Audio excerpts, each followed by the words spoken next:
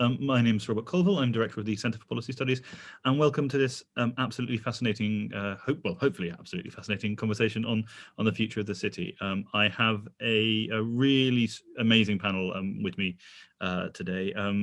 Lord Hill is obviously one of the most distinguished policy experts on this area. He's a former EU commissioner back when we were, of course, members of the EU, covering financial services. He recently delivered the UK listings review to the Chancellor on how we can strengthen the city. Claire Cole is the Director of Market Oversight at the FCA, so is responsible for either implementing Jonathan's report in full, or throwing it in the bin, or whatever she feels like responding to it. And Tom Clougherty is the head of tax and editorial director here at the CPS, but he also covers regulation, and in particular financial services regulation, as part of his brief, which is why I'm hosting, so that he can actually express an opinion. The format will be fairly familiar. Everyone will give a few remarks. Then we're starting with Jonathan, and then we will. Then we'll open it up to questions. Please submit them via the Q&A if you're joining us on Zoom, the Q&A box, or if you're watching on YouTube, Facebook, or Twitter, then if you comment, then hopefully our team will spot that and feed them in to us. I should have said also that Jonathan is on the board of the Centre for Policy Studies, so I am automatically obliged to agree with literally everything he says. He's my boss. But we'll just start. I mean, an utterly fantastic, of all the times to be talking about this. The UK is finally free of the EU. We have the opportunity to go our own way on regulation, but as yet we do not have a sort of a clear picture of what exactly that means. So hopefully by the end of the hour, we will have charted a new course for regulating financial services, which will lead us to enormous prosperity and a glorious golden future. Jonathan, do you want to kick off? Well, let me start with the point about the importance of regulation, really, because I think people often think of financial service regulation as being something that is kind of highly technical, boring subject that you really don't want to have to get involved with unless you need to professionally. And one of the things I've learned over the years really is actually regulation is politics by another means. Regulation, people often think of it as being a kind of science, highly technical, there's a correct answer. I think regulators do their best to struggle with a range of different issues, and through that to try to moderate society's appetite for risk. And I think my first point would be, when you think about regulation and you think about the future of the city, that I think in an ideal world we should think of as a dynamic and evolving thing, not a static and conflictual thing. Most regulation comes about as a kind of rear mirror event. Something goes wrong, people react, regulation gets put in. Normally the process of putting regulation in is painful and laborious. In the European system in particular, once you've set the regulatory framework, it's incredibly difficult to change, because it's a consequence of the compromise-based system that they have in the EU. So it takes a long time to introduce. It gets highly complicated during the legislative process. As a consequence, no one ever wants to touch it again afterwards. So as the UK thinks about how to set about its financial service legislation outside the EU, that takes one to an obvious opportunity that the UK now has. We're not part of that consensus-based, laborious process, where the European Parliament in particular tends to complicate legislation and in crude terms takes a pretty risk-averse attitude towards legislation. So there are opportunities clearly for the UK as a unitary state to move faster, more intelligently, more proportionately, to use the, I think, current word of the moment, more nimbly in how we set about doing our regulation. And there, I think, in essence, is where the opportunity for the UK now lies, not in some kind of self-conscious desire to diverge from other jurisdictions for the sake of it, not to rip everything up for the sake of it, because I think if you take as the starting point that we have an ambition to be a global financial centre, then clearly it makes sense for us to follow global financial standards, and indeed to carry on setting them, as the UK has always been an active part of that process. So it seems to me the talk that there was as part of the whole Brexit row about Singapore on Thames, the bonfire of red tape, all of that normal stuff, I think that's the wrong way to think about it.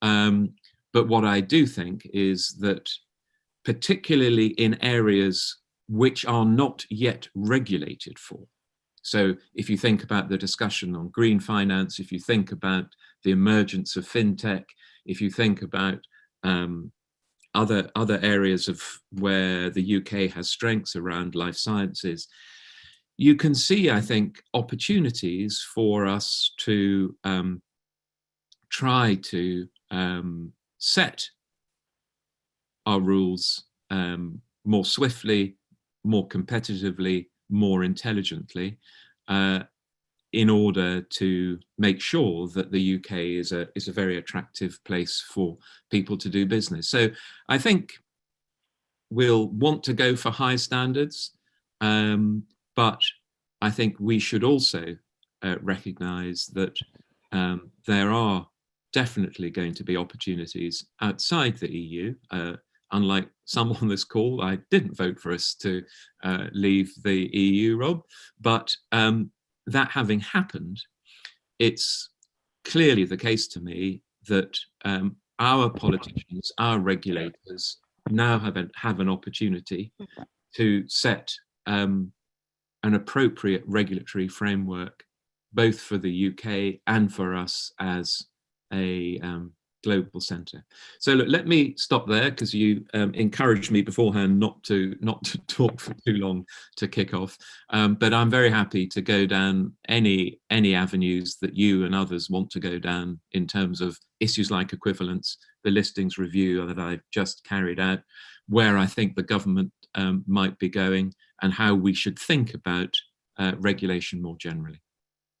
Well, thank you very much, Claire. Well, thank you, and thank you for the opportunity to speak today. I'm hoping you'll indulge me a little bit, because obviously as a regulator, I'm the person responsible for implementing the Hill Review.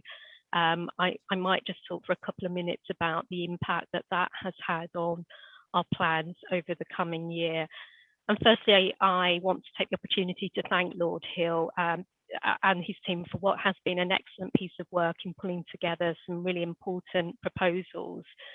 But more than anything, it's really helped us to facilitate something that we had been hoping to do anyway, which is to push forward a wide-ranging review of primary markets.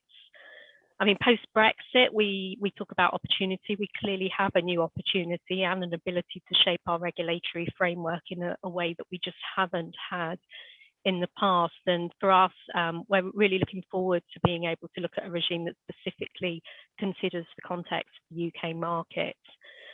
I mean, I should say, and this will come as no surprise as the regulator, we're not looking for change for the sake of change. We're not looking at quick fixes or seeking low standards. We still believe that competitive advantage is also helped and enhanced, not damaged, by these strong standards and high levels of investor protection. So as a regulator, when we're implementing any of the changes in the Hill Review, we'll obviously be thinking about the wider context. I guess for a healthy and competitive market, it's important that we have both demand and supply, and it's important that we're talking and hearing both the buy and sell side. And that's another area where I'm really grateful to Lord Hill for bringing together both sides the debate and highlighting a really some really key areas that are particularly ripe for reform. So, I mean, the areas of immediate focus for us are going to be free float, dual class share structures, and the much discussed special purpose acquisition companies. And we're treating those responses as a priority. We're at the moment drawing up a set of recommendations and anticipate a consultation paper coming out fairly soon. And we're really key to try and respond at pace to some of those changes. And we're working through the FCA governance process at the moment, and we'll obviously update as soon as we can on that. There are other areas of both that come out of the Hill Review, but also from the work that we've been doing on primary market effectiveness that we want to think about. But they are to an extent impacted by longer timetables because we need legislative change, which means we need the support of HMT as well. I mean, Lord Hill's very helpfully identified in the context of a wider market review areas where we need to think about the Prospectus Directive as an example. We need to be able to better align prospectus documentation requirements with the type of transaction that's been undertaken. We know that a further offer by a company that's already listed and trading on a public market is very different to a public offer by a private company. So there's lots of areas where we think there are further changes that we should be considering and making. The standard listing regime is another area that's highlighted in the Hill Review. Those that are familiar, the standard market is a really diverse mix of different companies. We've got large overseas listed issuers, we have small microcaps, we have SPACs, GDRs, and everything in between. So there's a need to look at how the wider ecosystem for listed companies in the UK works. And key for us will be ensuring that we have a cohesive regime. So I guess the message for us over the coming months is that we're really interested in hearing feedback and ideas on how we might be able to amend the regime to encourage a much richer ecosystem here in the UK. Obviously, any changes are still subject to our own governance and consultation process, but we're very keen to make change.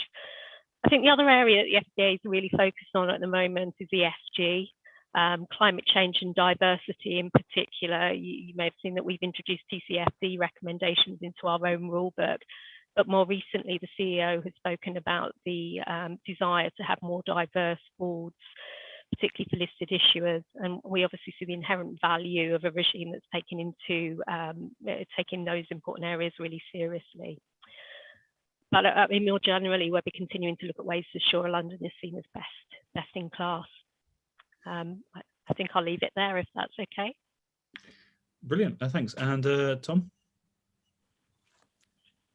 Yeah, thank you, Rob. So I think my main point, I think, is going to be that it's time for us to change the tune on financial services a little bit in this country, and to stop thinking of the industry as the bad guys that caused the financial crisis, and to start thinking more about how financial services can contribute to economic growth, both in their own right and by facilitating growth elsewhere. I mean, I think for understandable reasons perhaps, but we've lost sight a little bit of the centrality of financial services to the UK economy, its contribution to GDP, its place as one of our main comparative advantages, one of our main sources of international competitiveness. And so I think we need to stop sort of grinding the axe of a decade ago and start looking forward. And Brexit, in my view, and the regulatory divergence that opens the door to is really the opportunity we've been waiting for, I think, to reprioritise growth, to reprioritise international competitiveness.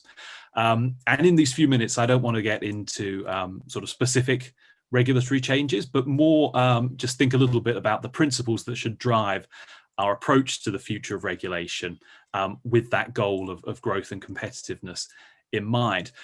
So I'll start with basically three process things, if you like, which are fairly basic, but I think could be quite important.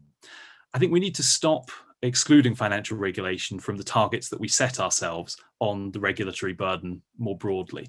In the past, that exclusion has happened on kind of two grounds. One where regulation is to do with financial stability, we tend not to count it. And when it's derived from international institutions, we tend not to count it. I think it's time to move on from that and assess financial regulation as part of the regulatory burden the way we do everything else. I think we also need to think a bit more about the kind of unofficial forms of regulation, if you like.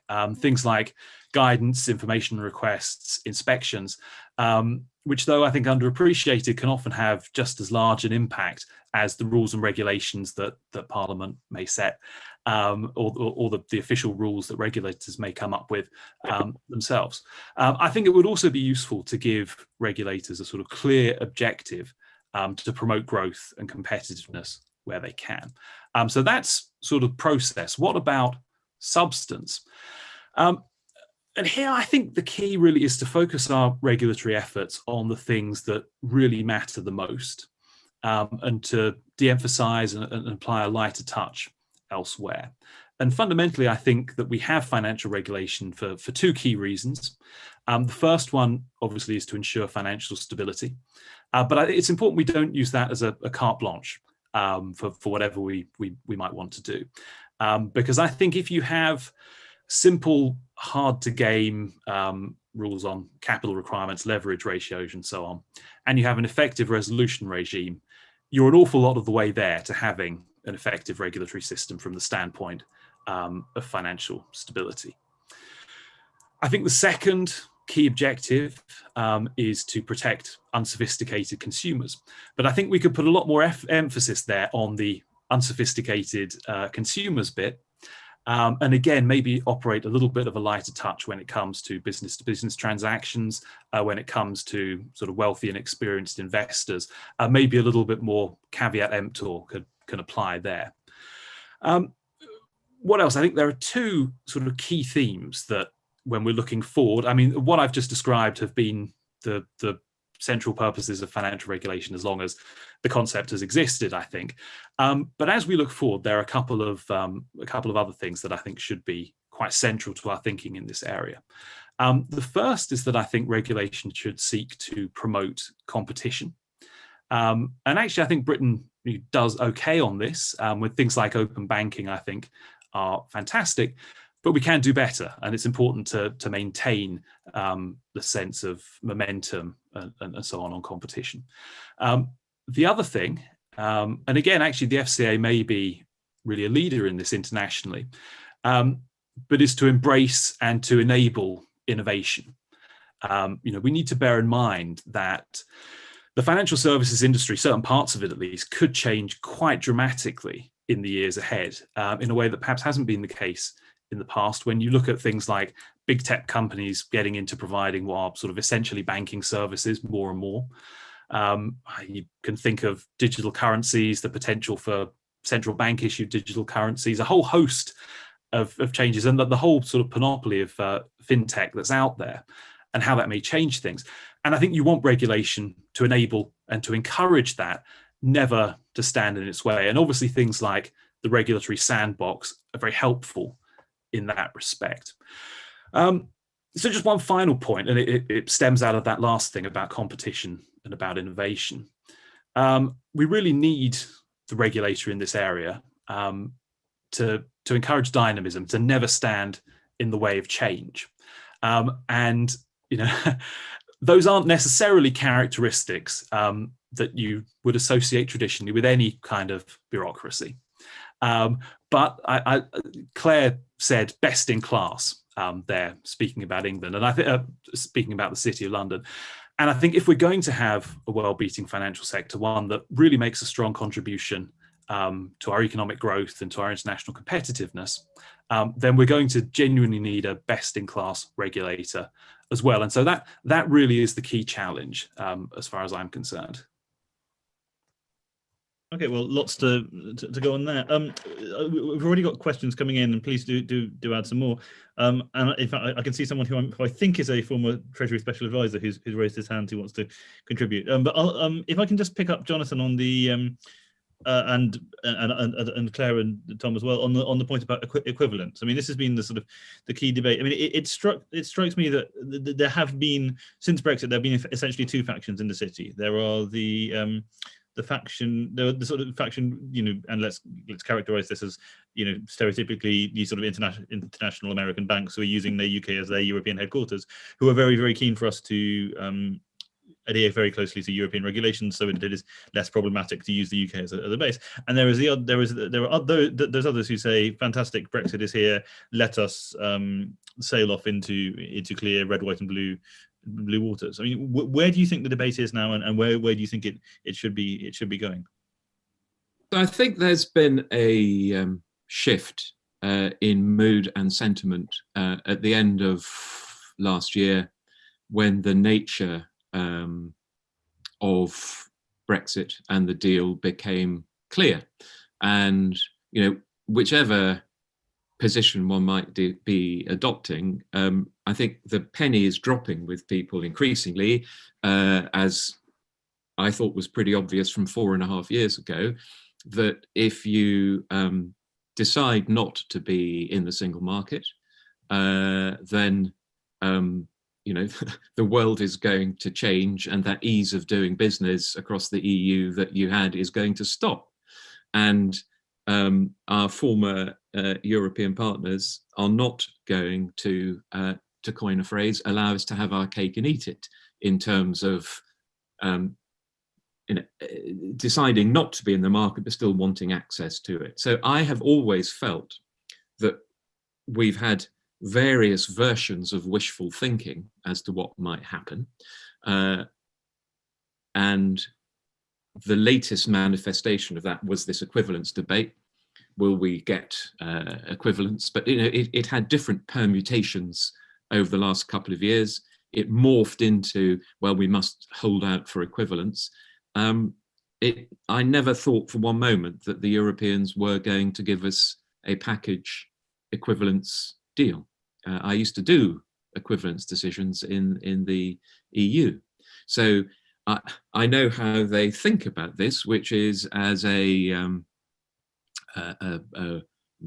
like a Turkish bazaar for trading, and giving access to your market is something that you don't do without something in exchange. And given the broader uncertainties about the UK-EU relationship, Northern Ireland, the withdrawal agreement, unilateral extension of grace periods, the way that the Europeans were always going to think about it was, we will not give you a kind of blanket clarity on equivalence until we know where you are on a range of other issues, and even then we probably won't. So that, to me, I think a broader realization that isn't going to happen is now spreading through the market. And I think since December, there has been a shift of mood in the city to the effect that we've got to put our best foot forward and get on with things, whatever we've inherited. The worst possible thing you can do is just to sit there and hope that the Europeans will come to our rescue. So I think that mood has certainly shifted. I think some of the media commentary in the first quarter of this year about the shifting of share trading to Amsterdam, the kind of burgeoning of SPACs in Amsterdam, I think crystallized in some people's minds that sentiment is incredibly important and momentum is all. And that you need, therefore, to get a move on. I think at the same time, in our politics, we've now got a chancellor who also recognises that you've got to move on. And since November, I'd say, the pace with which he has been announcing new initiatives, last year, the Khalifa review, looking into Solvency II, the listing review that I chaired, the announcement, 10 days ago from John Glenn, the city minister, that later in the summer, the government's going to look at the whole nature of capital markets legislation. So there's gathering pace behind the idea that the government needs to be more attentive to the interests of the city. I think for much of the last 4.5 years, the city felt rightly neglected. by successive governments, and sometimes slightly worse than neglect. I mean, sometimes it was kind of abuse, which is not a very good context in which to make people feel confident about the future. But I think that has shifted. I think the response that I discovered, I think, during my the review, the feedback I got, was that right across the market, on not just on one side of it, that people recognise we need to reform and change and get a crack on. And my view is that the politicians, the regulators, and the market are now broadly aligned about the need to get on with constructing a more nimble, competitive, dynamic regulatory future for the city. Well, which is a good excuse to turn to Claire. I seem to see nodding through some of that. Would you say that's a fair reflection of where you and the FCI are on this, or the mood in the city more generally? Yeah, I mean, it's obviously a very difficult one to pick up on behalf of the whole of the organisation. But I mean, look, clearly we're alive to the fact that regulation and the burden of regulation has been extremely challenging over the last few years. I mean, we are, and you'll have seen through some of the comments that Nikhil has made in recent speeches, I think we probably are aligned. There's a desire to look from the bottom up and think about how we respond to the challenges that the city's facing at the moment. The Hill Review, the Khalifa Review all pick up on a desire to be, and I think Lord Hill may have mentioned being more nimble. That's absolutely right. And it's difficult as a regulator. I mean, we have our objectives that we work to, and the challenge being that protecting consumers and promoting competition and still ensuring market integrity it's a really challenging balance. But I think it will be interesting to see the direction of travel with the FRF and how that plays out. But more generally, the organisation, the FCA in particular, is going through a lot of change at the moment. We recognise the need to transform, and we need to respond to make better use of data intelligence in the way that we regulate, and to be more efficient in how we do that, and getting that balance right, but not an easy one. Tom, did you have anything to add on that, or should I move on to the next question? I mean, only to briefly say, I think Jonathan's completely right that the ship has really sailed on equivalence. There was an alternate pathway, perhaps right after the vote, where we might have pursued single market membership or close alignment and prioritised those things. We didn't, and it was always unrealistic that the UK would be a rule taker in the long term, given how important financial services are to us. So I detect the same shift that really we're looking at. I think everyone in financial services wants to maintain high standards, but they also want that competitive divergence from European regulation. That's an interesting one, actually, Tom, if I can just pick up on that, because yes, there is the move towards divergence, but then we also see, particularly in, say, the debt markets within the UK, a desire to try and keep closely aligned to ensure that there are cross-border transactions and that remains accessible. So there's always a very difficult balance to manage. Yeah, I promise this isn't going to become let's beat up on the FCA hour. Two of the first two questions we've had in from Chris Russell and Hugh Cavendish both slightly overlap. Hugh says, how should the work of regulators be scrutinised? And Chris asks whether there has been, given the burden of regulation on the finance industry, which you alluded to, is there any prospect of a comprehensive cost-benefit analysis of current and future prospective regulation? Yeah, well, I mean, it's interesting. One, we've obviously been the subject of a number of independent reviews recently, and I don't want to particularly dwell too much on what has been well publicised, and clearly our CEO and chair have spoken about these. I think we recognise, as I said earlier on, that there is a huge burden on financial services, the financial services industry, and we need to change the way we work, and we've got an ambitious programme in front of us to try and look at culture, people, technology, the full work. So we're not blind to that need. We're working hard at it. We are accountable to Treasury and to an extent. How do you regulate the regulator? I mean, that's an interesting one. Probably one for Nikhil rather than me, if that's okay. Jonathan, Tom, anything to add on that? Yeah. Can I pick up on Hugh Cavendish's question, and more generally? So first off, I want to kind of come to the defense of regulators generally. They have a miserably hard job to do, but they operate in a broader social and political context. I mean, what's tended to happen with our political classes is that they have decided they don't want the responsibility for when things go wrong. So they've huge amounts of areas in our national life that I actually consider kind of political.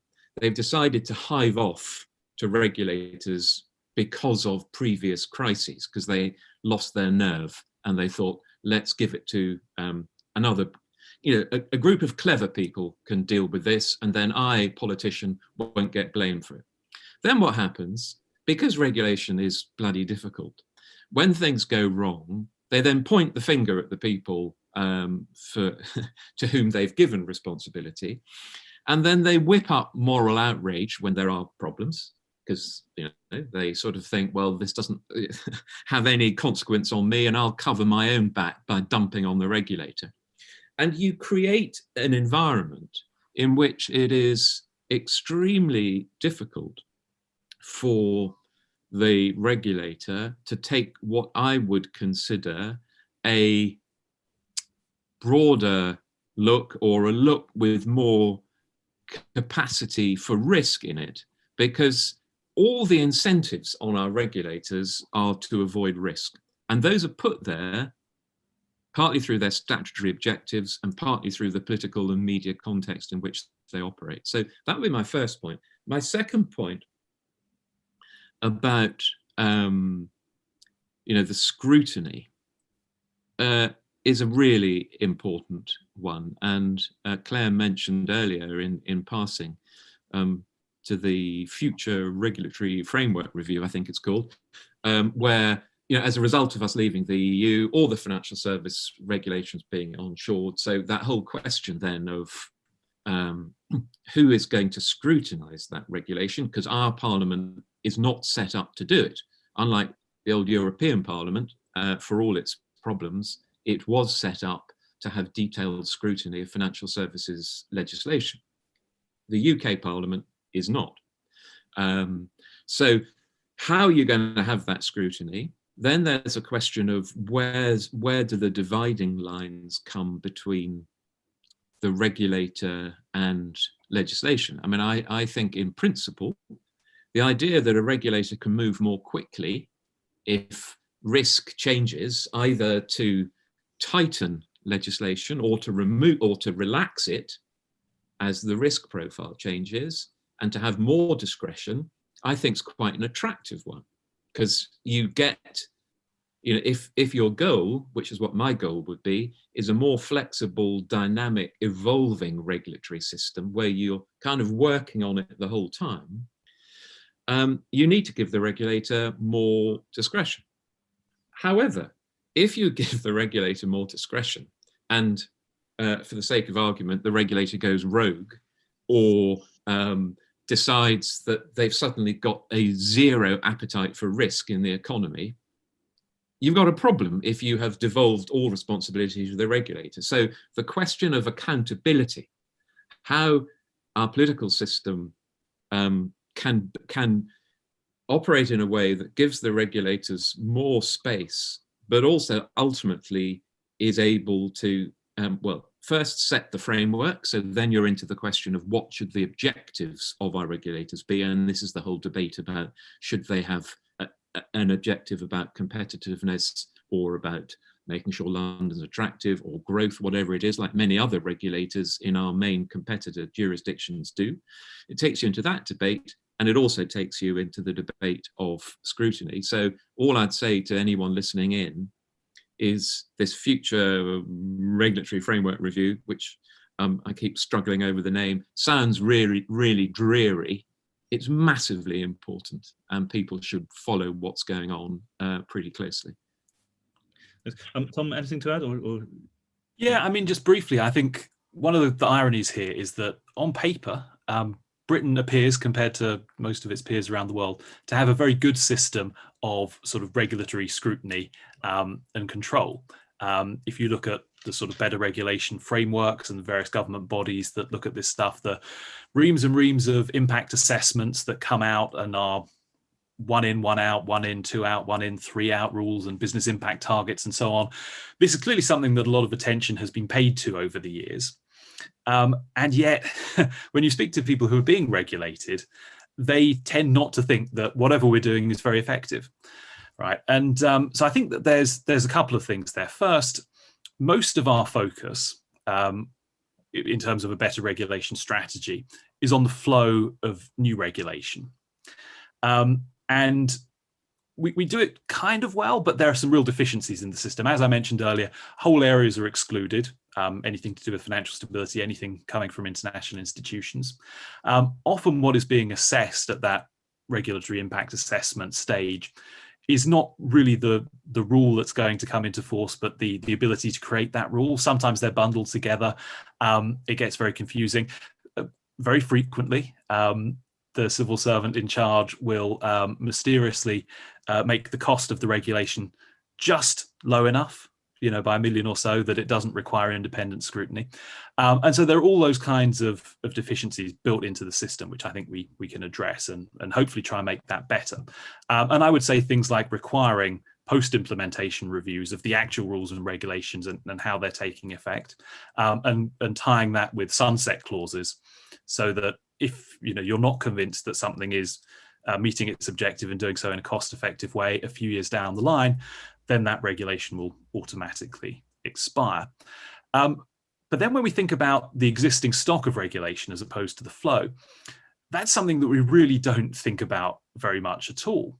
And I think I'm right in saying that DEFRA is the only government department to have done a sort of comprehensive audit of all of the regulation that it's responsible for and how costly and how effective that has been. That's a sort of process that needs to be replicated, I think, across government as part of a better regulation strategy. But just to echo Jonathan's point there, that don't blame the regulators who are doing very difficult jobs for this. Blame the politicians and the government officials who create the frameworks that they operate in if there are problems. Brilliant. Well, we've got a few questions flooding in, so let's go. I'm going to take two of them together. One from John Moulton and one from David Groom, because they kind of overlap. John asks, where, if anywhere, do you see opportunity to gainfully reduce financial regulation? And David asks, if you could wave a magic wand and rewrite the regulations in any particular area of financial services, where would each of the panelists start afresh and why? Which I think is kind of the same. I hope is kind of the same question in two different ways. If anyone wants to go first, Claire, you may have to recuse yourself from this. Well, I think I can answer from my specific role. So I mean, my area of specialism is primary and secondary markets. So for me, where would I rewrite regulation? I mean, I would start by a comprehensive review of primary market regulation. I mean, there's an interesting question for me about how we make our regime more attractive, more modern. We've picked up on some of this through the idea of dual class share structures and other ways to make the regime more attractive, thinking about the regulations around the level of disclosure needed in prospectuses for certain types of issues. I mean, there's a real opportunity to start again and make the regime far more efficient. And that's an area that, I would really, really like to explore further. So that would be my main area, I guess. And one of the, as we all know, one of the great trends in the economy recently has been firms remaining private rather than going public because of the hence. And you know, there's an the interesting piece of research there that we need to properly scrutinise. So why are they staying private? Why are public companies going private? When companies come to IPO, they dual run strategies, and you know, as a regulator, perhaps we haven't listened enough to the reasons why specific decisions are made. Tom, just to change the order a bit, give you a magic wand. What's the one area that you'd reduce / rewrite? It's a difficult question because there's so much, and you know, it's also different from other bits with financial regulation. So I mean, I think that my approach would be, as I outlined originally, to sort of go the other way. And if you're thinking about starting with a blank sheet of paper, identify very clearly and concisely what are the core objectives that you're trying to meet, and then specifically come up with the best and most cost-effective ways of doing those things, like, you know, what rules actually ensure financial stability. I think there's an awful lot of micro regulation which is aimed in that direction, but which doesn't necessarily further the objective in a cost-effective way. So this is why you work for a think tank, because your answer can be rip up the whole thing. Yeah, well, yeah, and I think the door was open to give that answer.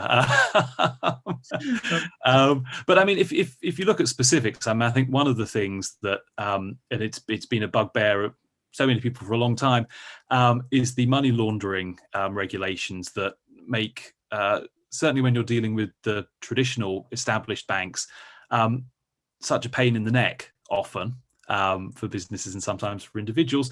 And I'm not sure anyone seems to think that they really stop the kind of money laundering that they were intended to prevent.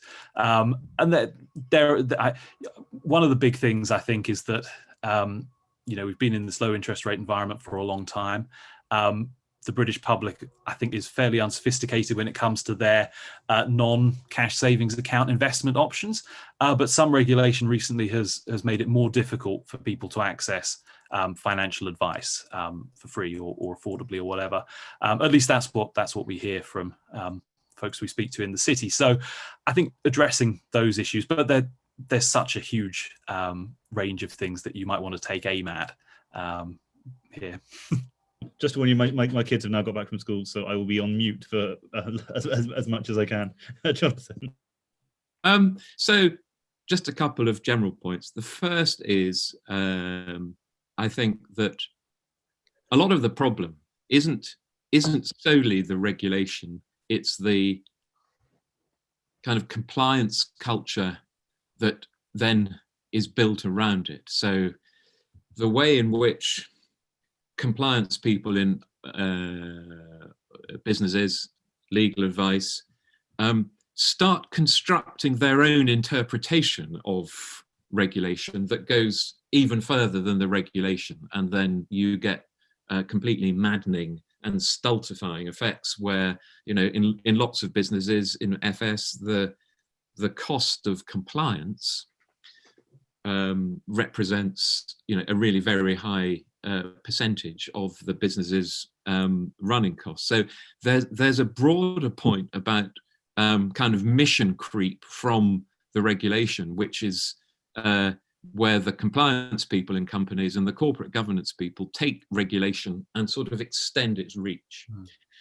I think the honest answer, the only answer I can give, because I don't know enough about some of the particular issues as they, you know, I don't run a business, so someone like John will know much more the direct effect of particular bits of regulation. But one, the reason that lay behind, in my review, the recommendation that the government should have to make an annual State of the City report to Parliament about what's going on, what's worked, what hasn't worked, what regulation is good, what needs to be relaxed, you know, what might need to be tightened, how are we doing at constructing a good environment, is that the thought behind it was to try and set up a framework whereby the government would then, with the regulator, work at these issues over time. What tends to happen is, traditionally, you get a sort of reformist spasm. Someone suggests something, everyone runs around a little bit, and then they get tired and bored and move on. And the idea behind this annual report and making it to Parliament was to try and put some structure in place so that the government and others need to work at things and be held to account for their progress and address some of these tricky underlying issues over time. So that might help. My main advice, though, to people on the call, knowing as well the nature of this government, that if you go to ministers in the Treasury with some practical, real-world examples of how Regulation A or piece of legislation B is affecting your business and what the costs of it are and how it could be addressed, I think you'll find them in the mood to want to engage and try to improve things. So I don't think their mindset is, look, these are the rules, just hunker down and soak it up.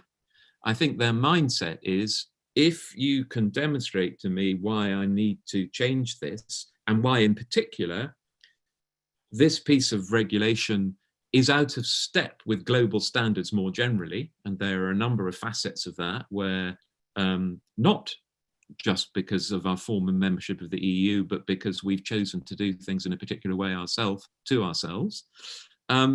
where you can bring the UK into line with what's going on in other jurisdictions and what's consistent with global financial standards. And then I think if you can do that, I think your people will find the government is interested in addressing it.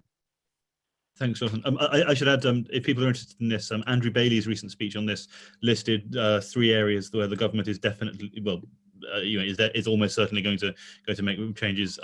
The way that European rules are intended for banks doing international transactions are being applied to small and mid-cap banks in the UK. The regulations on financial advice, I think, was something else he mentioned, where essentially you're sort of basically it's illegal to give people investment advice if they're not already worth enough that they don't need it. So it's worth pursuing that. We're kind of coming into the home stretches slightly, so if I can ask people to sort of and we've already got more questions than I think we're going to be able to get through. So if I can ask people to sort of have sort of lightning round aspect to the final few minutes. So Neil Scarth asks, should we be thinking more about equivalence with the US than the EU? And I'm just going to put a couple together to try and speed through it. And Keith Boyfield asks whether the city has become too expensive as a financial hub. How can we compete with places where costs are lower in terms of salaries, rents, transport, etc.? So any thoughts on either of those? Welcome. So should I just cover very quickly views on US? I mean, I think one of the things that we will need to think about is the extent to which we can make our markets more accessible to other jurisdictions outside of Europe. We're thinking about it in the primary market space. Can we start to consider where companies have listings elsewhere, making it easier, or where we can take into account the disclosure they've provided in other markets. I think that's an area that's ripe for change. I think it probably will be inappropriate for me to comment on salary and rents in London. Others will have more expertise, I'm sure. I thought the FCA had a specific remit to solve the housing crisis. But... Yes, not yet. Jonathan, Tom, anything on that? Yeah, so I mean, I think in a way, thinking sort of, US, EU, it's to me set up a bit as one of those sort of artificial choices, which has kind of lingering echoes of the Brexit argument. I mean, I think I'd say there's kind of global, and we should be pitching ourselves to ask, where are global standards? When I was doing the listings review, what we realised actually was it wasn't a choice between London and New York. When you look at a range of different centres, they were operating more flexible regimes than we were. So I think we should constantly be looking around the world at what is going on, and going back to what I said before, I think we shouldn't be diverging from the EU for the sake of it. There are some areas where we will want to stay close. Things like banking rules, which come internationally through Basel, I can't see us moving from particularly anytime soon. So I think that on costs of London, I think what a lot of people would say, or have said in recent days to me, conversations from founders, is actually the ability to attract the best and brightest people in the world to a small geographical space and give them access to capital is the most important thing to focus on. And so I think put a plea in around that, and visas, the ability of clever people to come freely here and get the money they need. That will, if you've got that, I suspect some of these other issues are not so high a priority. Tom, or should we just? Yeah, well, I think that 35 years on, people think of the Big Bang as a deregulation, but really the essence of it was about smashing open the old boys' club and opening the city up to international competition. And so I think this sort of speaks to the point about pursuing equivalence with the US or whatever. To me, the more we can sort of trade internationally in services, the more global competition we can have, the better. And obviously, there are big regulatory barriers to that at the moment, not always of our own making. And so that again is a sort of Brexit opportunity, but it's very difficult. I think also, to Keith's point, of course, this is all about much more than regulation. Regulation is an important aspect. There are tax elements, I would say that, given my job at the CPS. And there are the points that Jonathan raised about the attractiveness to global talent. So no, that you definitely need to take a holistic view. Okay, let's try and get two more rounds of questions in. One which was actually on our original list of talking points for this event, so it's useful to, and spins off Jonathan Hill's comments just then, is about capital markets. Given we're now shut off from the EU, how do we broaden and deepen our capital markets while maintaining our global standards? And a similar question on but the bond market, and in particular retail investors' access to it, which wasn't covered by the listing review. But are there retail investors are currently more or less excluded from bond markets, or have to go via bond funds? Would you be supportive of something open to more investors and retail investors and SMEs? Should I pick up on I'll pick up on the bond piece first, because yes, not explicitly covered within the Hill review, but it's something that we are looking for. I mean, obviously subject to the work we would need to do in this space and governance, etc. But I mean, to my mind, it's mad that retail investors are not able to participate in really good quality bond offerings. And clearly there's a challenge there in ensuring we get the right consumer protections. But it's an area that I would really like to look at, particularly where you have listed issuers issuing bonds. So something very keen to look at. I mean, in terms of broadening markets, I picked up at the beginning on ESG and climate change. I think it's an area where we can lead, and I'm keen to see us do that. I think we are keen as an organisation to do that, and diversity as well. I think people, issuers, companies, firms benefit from diversity, and it makes a real difference. So another way of improving London, I think, that's just slightly different, I guess, from how you would normally narrowly consider our role. Just a couple of quick points, Rob. I mean, the first is echoing what Tom was saying, that the answer to the question of how you deepen and strengthen capital markets, is linked to questions of tax. It's linked to the questions of research. It's obviously linked to the thing we touched on earlier about the kind of secular shift from public markets to private. And there, I think, one cannot have that discussion without thinking about the bit of the conversation we also had about the costs of compliance and the burden of regulation that's put on public companies. I mean, there is a reason why public companies are finding it harder for people to want to become directors. There's a reason why people are choosing to stay private or go private. So there, I think one comes in very, there will be choices and, hard choices between, if you like, the sort of investor protection, ESG kind of agenda, and the fact that,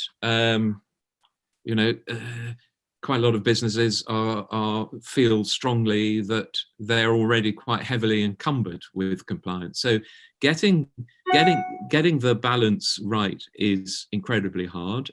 My view is, over a period of time, the balance has tilted too much one way, and that, I suppose, in how we've thought about the listing review was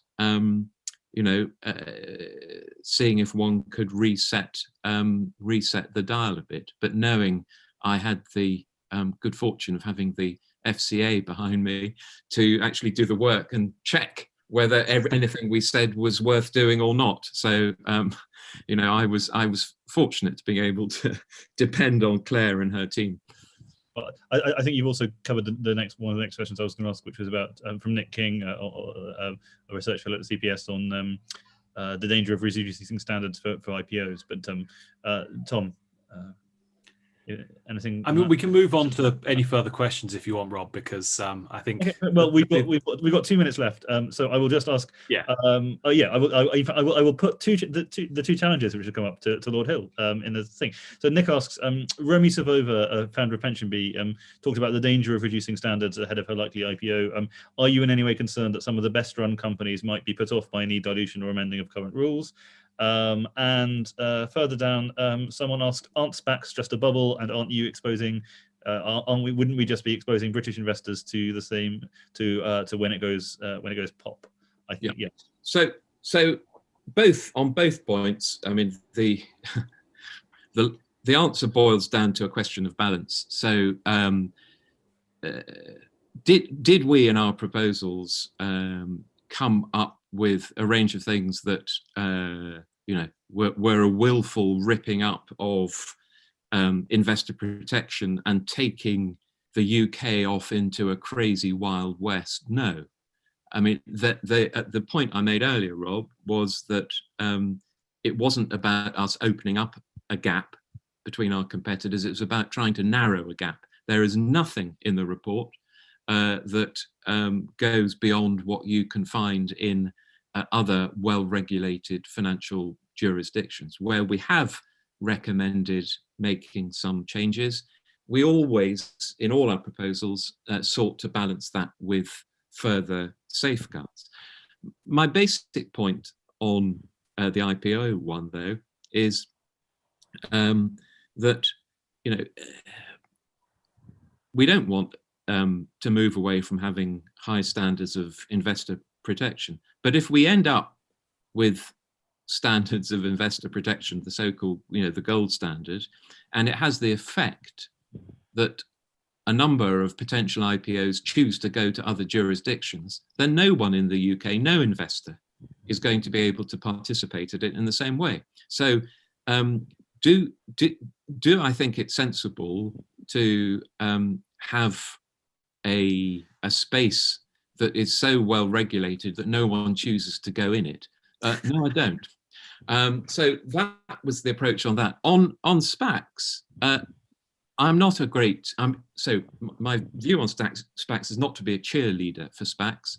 I completely recognise that there are people have proper points about the bubble, about safeguards around it if it's too small, redemption rights, all of that, and those points are well made. The point, though, is look to be something that I don't think they're probably in their final state. They are evolving.